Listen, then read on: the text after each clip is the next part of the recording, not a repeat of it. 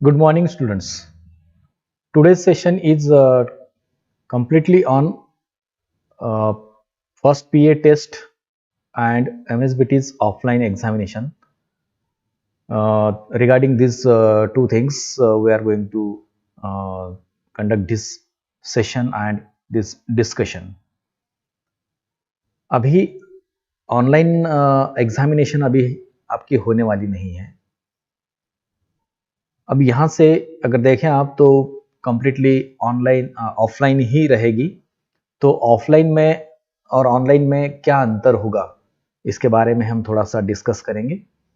Online में आपने option select करना था, आपने सिलेक्ट कर लिया, आपको मार्क्स मिले. लेकिन ऑफलाइन मतलब पेन पेपर एग्जामिनेशन में आपको क्लासरूम में आकर कंप्लीटली फिजिकली वहाँ पे प्रेजेंट होकर आपको पेपर अटेम्प्ट करना है. तो पेपर का पैटर्न कैसे रहेगा और उसके बाद पेपर आप कैसे लिखेंगे, उसके अंदर आपने क्या क्या रूल अपना यहाँ पे हमने देखने हैं, ये सारी चीज़ें हम यहाँ पे डिस्कस करेंगे. ठीक है. सो यहाँ पर हम पेपर का पैटर्न अगर देखें तो जनरली हम जब देखते हैं कि मार्किंग स्कीम कैसे होती है आपके टेस्ट पेपर की, या यूं कहें टेस्ट पेपर कैसे यहाँ पे वर्क करता है, टेस्ट पेपर कैसे वर्क करता है और हम उसे कैसे अटेम्प्ट करें, ये सारी चीज़ें हम यहाँ पे डिस्कस करेंगे. तो थोड़ा सा ध्यान देकर देखना यहाँ पे कि पीए टेस्ट हम इसे कहते हैं progressive assessment test. Progressive assessment test ये 1 रहेगा यहाँ पे, प्लस सेकंड पीए टेस्ट भी होगा, पीए टेस्ट 2. ये 2 पीए टेस्ट, इनका एवरेज निकलेगा. यहाँ पर क्या होगा, एवरेज निकलेगा. अब मैं एग्जांपल लेता हूँ यहाँ पे. अगर आपको आउट ऑफ 20, ये 20 का है, पीए क्या कितना है 20 का है. अब अगर आपको आउट ऑफ 20 15 मार्क्स मिले हैं फर्स्ट पीए टेस्ट में, फिर आउट ऑफ 20 आपको 14 मार्क्स मिले हैं पीए टेस्ट 2 में, दोनों का अगर एवरेज करें आप तो आपको मिलता है यहाँ पे 15. Now this 15 will be your average marks out of 20. अब इसमें हमें क्या करना है, हम लोग क्या करते हैं यहाँ पे, आपका जो माइक्रो प्रोजेक्ट होता है, माइक्रो प्रोजेक्ट, ये माइक्रो प्रोजेक्ट के मार्क्स होते हैं 10 मार्क्स होते हैं. तो आपको मिले कितने हैं 15 प्लस आउट ऑफ 10. अगर आपको माइक्रो प्रोजेक्ट में आपको मार्क्स मिले हैं सपोज 8, तो आपके टोटल जो आउट ऑफ 30 मार्क्स रहेंगे ये होते हैं 15 प्लस 8, ये होते हैं 23 आउट ऑफ 30. आउट ऑफ 30 आपको मिले हैं यहाँ पे 23.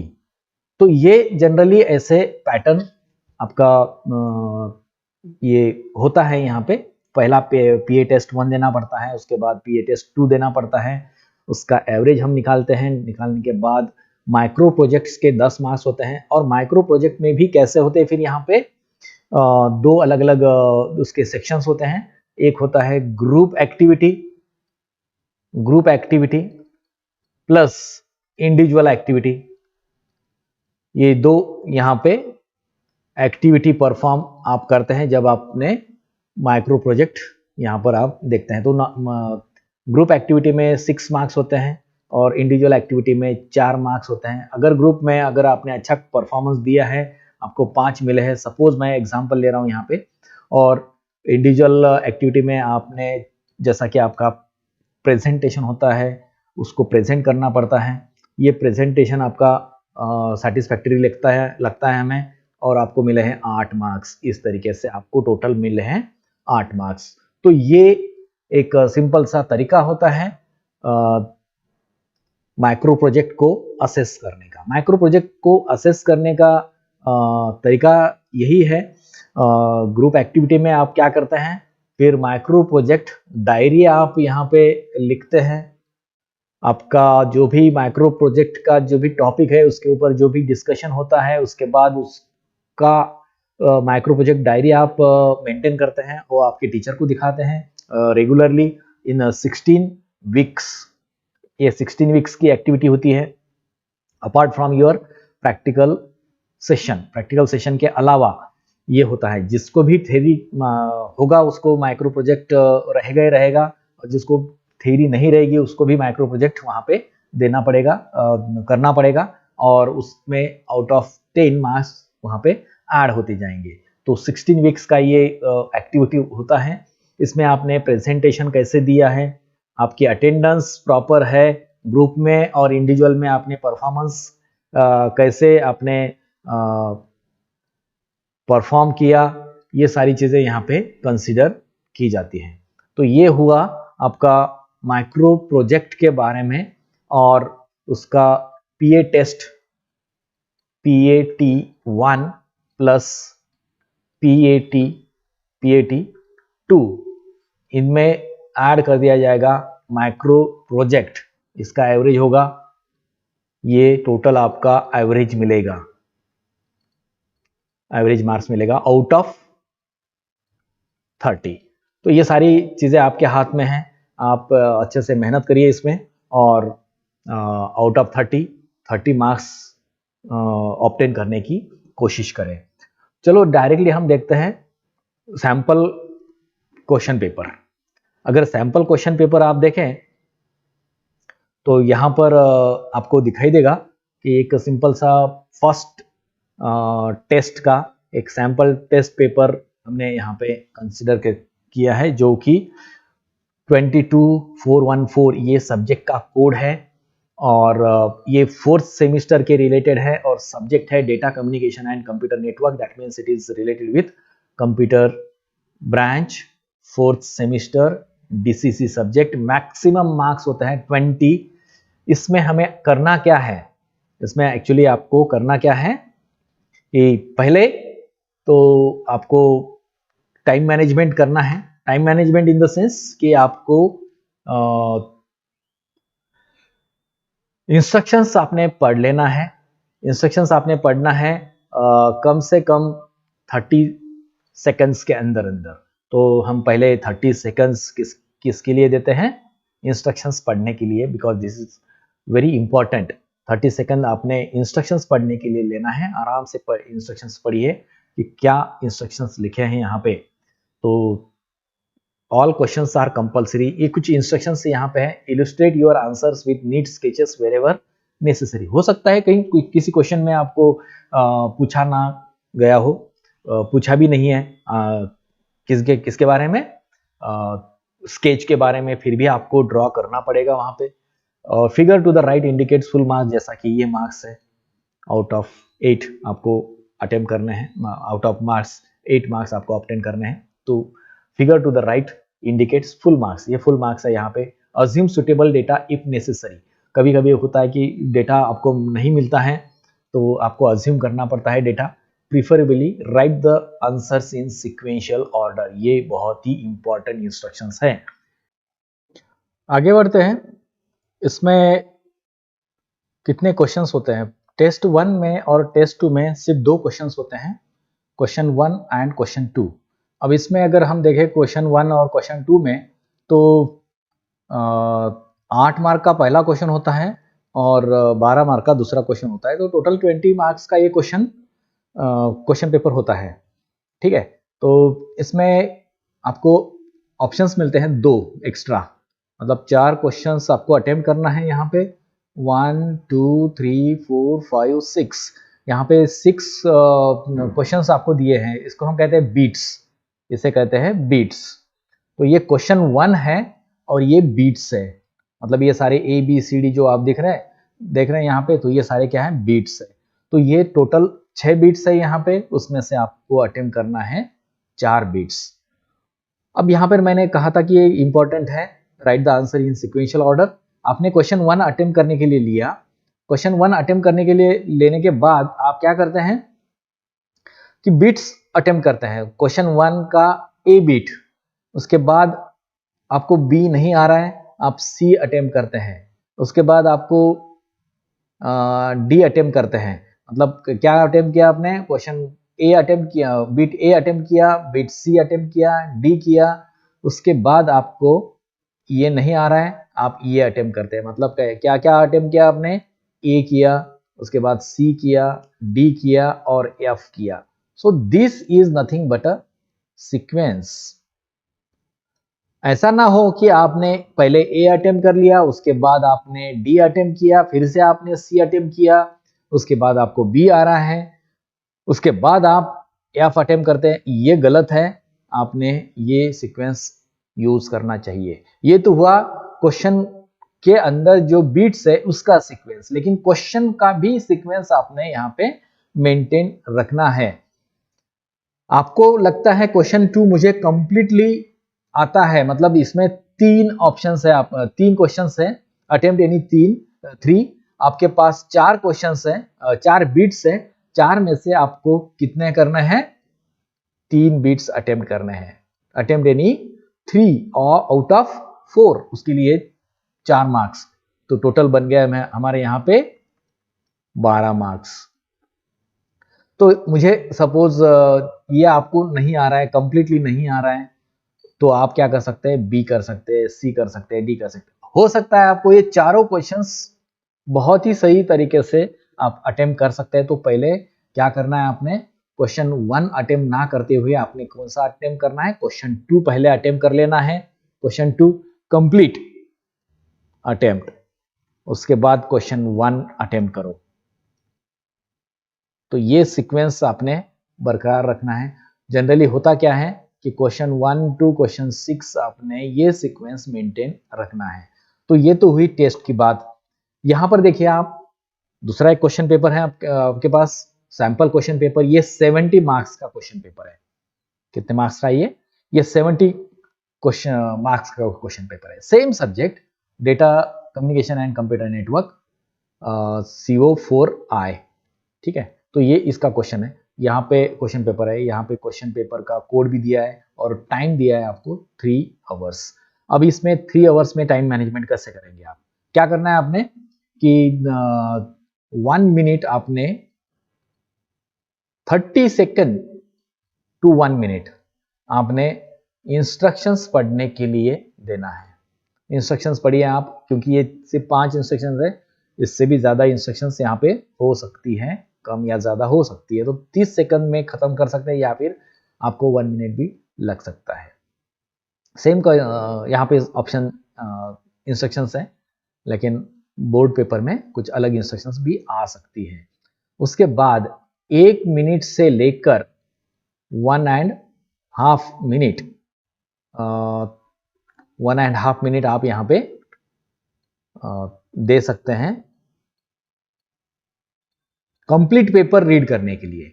आपने कंप्लीट पेपर रीड कर लेना है, जैसा यहाँ पे क्वेश्चन 1 में कितने मुझे अटेम्प्ट कर सकता हूँ, क्वेश्चन 2 में कितने अटेम्प्ट कर सकता हूँ, जो भी आपने देख लेना है एक बार कि मुझे ये क्वेश्चंस कंप्लीटली आ सकते हैं। तो ये 1.5 मिनट में आप इसको कंप्लीट करें। तो आपके 2 मिनट आपने दे दिए हैं रीड करने के लिए, कोई फर्क नहीं पड़ता, 2 मिनट आपने दे देना है यहाँ पे। अब देखिए यहाँ पे पैटर्न कैसा है 70 मार्क्स क्वेश्चन पेपर का। क्वेश्चन 1 जो है इसमें 5 अटेम्प्ट करना है आपको आउट ऑफ 7, 1 2 3 4 5 6 7 क्वेश्चन बीट्स है, यहाँ पे 7 बीट्स है। आपने अटेम्प्ट कितने करने हैं, 5 अटेम्प्ट करने हैं, उसके लिए 10 मार्क्स है, मतलब 2 marks, 2 marks for each bit, तो हर एक क्वेश्चन, हर एक बिट के लिए 2 मार्क्स है। तो इसमें आपने लिखना क्या है, लिस्ट मोड ऑफ कम्युनिकेशन। अगर ये क्वेश्चन है यहाँ पे लिस्ट, तो सिर्फ लिस्ट ही करना, उसको एक्सप्लेन करने की जरूरत नहीं है।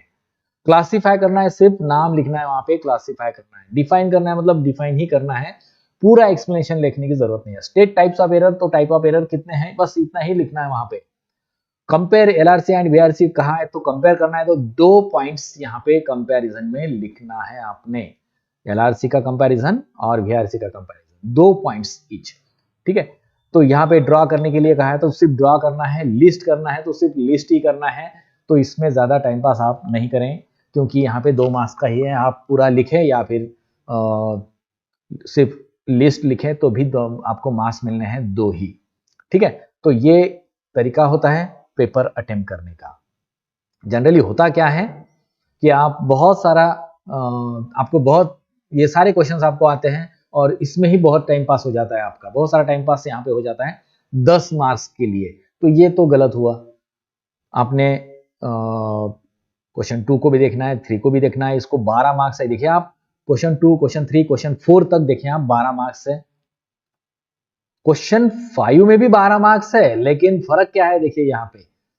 क्वेश्चन 2 में 3 क्वेश्चन बिट्स को अटेम्प्ट करने के लिए कहा गया है आउट ऑफ 4।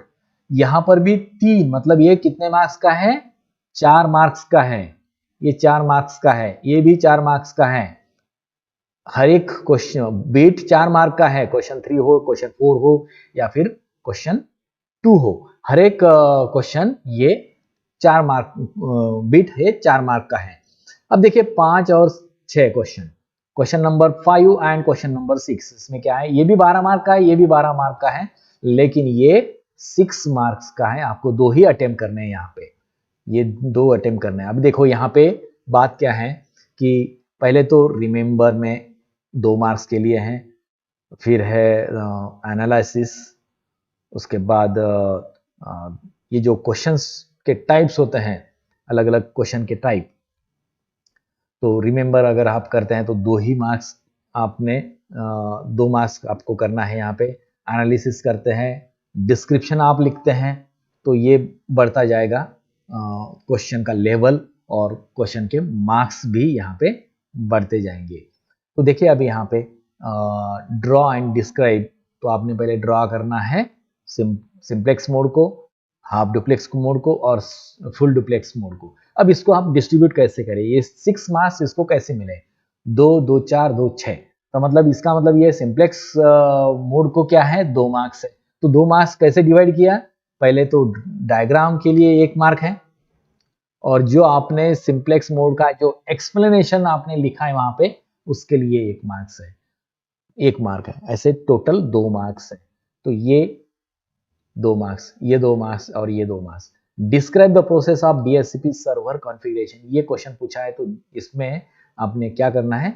स्टेप्स लिखने हैं, जो भी आपने DHCP सर्वर के बारे में पढ़ा है उसके स्टेप्स लिखने हैं। अभी देखिए यहाँ पे क्वेश्चन बी पे बीट भी देखिए आप।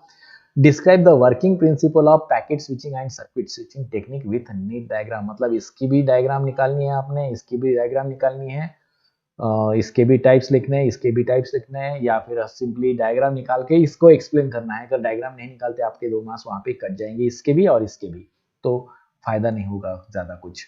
तो ये सारी चीज़ें आपने ध्यान में रखना है। अब जब पेपर आपके हाथ में आता है, क्वेश्चन पेपर अगर आपके हाथ में आता है यहाँ पे, तो होता क्या है कि इस तरीके का एक क्वेश्चन पेपर होता है, आंसर शीट होता है। क्वेश्चन पेपर आने के बाद, आने से पहले आपके पास आंसर शीट होती है, ठीक है ना? तो ये आंसर शीट, इसमें यहाँ पर आप क्या करते हैं, ये मार्जिन है आपकी, ठीक है? अब ये मार्जिन है। अब मैं यहाँ पे दूसरा भी पेपर निकाल लेता हूँ, इसका दूसरा भी पेज यहाँ पे मैं ड्रॉ कर लेता हूँ, ठीक है? ऐसा पेज होता है ना, और यहाँ पर ऐसा पेज होता है, पेज 1, ये पेज 1 है और ये पेज 2 है। अगर आप ऐसे पलट के देखते हैं उसको ऐसे खोल के देखेंगे, तो आपको लेफ्ट साइड और राइट साइड इस तरीके से दिखने को मिलेगा। अब यहाँ पर आप क्या करते हैं, मैं क्वेश्चन 1 अटेम्प्ट करता हूँ। क्वेश्चन 1 अटेम्प्ट करना है ए बीट, जो भी है मैंने लिखा है यहाँ पे। एक्चुअली ए बीट में क्या लिखा है पहले वो आप लिख दीजिए। यहाँ पे ए बीट में क्या लिखा है? List modes of communication. तो यहाँ पर क्या लिखना है आपने? Modes of communication. उसके बाद इसको अटेम्प्ट करिए, उसके बाद बी लिखिए, उसके बाद सी लिखिए, जो भी आपने लिखना है लिख दीजिए यहाँ पे। अब यहाँ पे इतनी जगह बचती है, सपोज इतनी जगह अभी बच गई है। अब यहाँ पर इतनी सारी जगह बची है, तो इसको क्या करना है? यहाँ पे क्वेश्चन 2 लिखना है क्या? बिल्कुल नहीं, यहाँ पे क्वेश्चन 2 लिखना ही नहीं आपने। सेपरेट क्वेश्चन सेपरेट पेपर पे ही लिखना है, इतना ध्यान रखना है आपने, ये बहुत ही इंपॉर्टेंट है।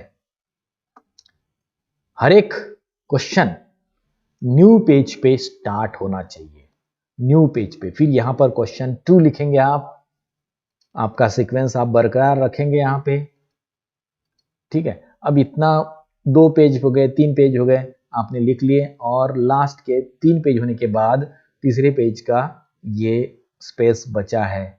यहाँ पर क्वेश्चन 3 लिखेंगे क्या आप? नहीं, बिल्कुल नहीं। यहाँ पर क्वेश्चन 3 हम लिखेंगे ही नहीं। हम लिखेंगे नए पेपर पे, चाहे लेफ्ट हो या फिर राइट हो, उससे फर्क नहीं पड़ता, लेफ्ट साइड में या फिर राइट साइड में आपने नया क्वेश्चन स्टार्ट करना ही है। नया क्वेश्चन नए पेपर पे ही स्टार्ट करना है। बीट भले ही आप दूसरे पेपर पे चले जाए, कोई फर्क नहीं पड़ता, स्पेस बची है, कोई फर्क नहीं पड़ता, लेकिन क्वेश्चन, नया क्वेश्चन नए पेपर पे ही, नए पेज पे ही आपने इसको अटेम्प्ट करना है। अगर ये ऐसे अटेम्प्ट करते हैं आप, तो ये इम्प्रेशन पेपर एग्जामिनर जो होता है उसके ऊपर भी अच्छा आपको इम्प्रेशन आपका अच्छा पड़ेगा। First impression is the last impression. तो अगर पहला क्वेश्चन ही प्रॉपर ढंग से लिखा नहीं गया है, तो फिर दूसरा क्वेश्चन ये अज्यूम होता है कि ये भी ऐसा ही लिखा होगा, तो इसमें ध्यान रखना है आपने, ठीक है। So I hope all of you have got the particular things related with this discussion. तो इसमें मुझे लगता है कि आप इसको समझ गए हो और इसके ऊपर आप इम्प्लीमेंटेशन करना है। So best of luck for your test papers and also for the exam. Thank you.